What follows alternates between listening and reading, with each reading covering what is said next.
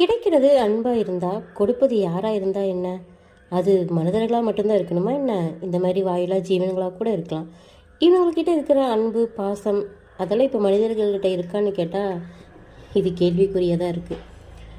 தூரத்தில் இருக்கிறவங்களாம் நம்ம மேலே அன்பு செலுத்தலை அப்படின்னு நினச்சி கவலைப்படுறதை விட்டுட்டு பக்கத்தில் இருக்கிறவங்க நம்ம மேலே எவ்வளோ அன்பாக இருக்காங்க அப்படிங்கிறத நம்ம பார்க்கணும்.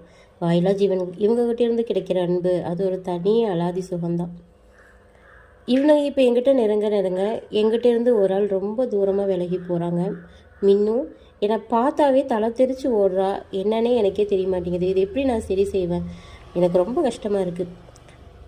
எல்லா புனையும் மியாவுன்னு கத்துவோம், ஆனால் மின்னு மட்டும் அம்மா அம்மா அப்படின்னு கூப்பிடுவா. வீட்டில் எல்லோரும் கேட்பாங்க, என்ன உன் பூனை மட்டும் அம்மா அம்மான்னு கூப்பிடுது, எல்லா புனையும் மியாவும் தானே கத்துவோம் அப்படின்னு.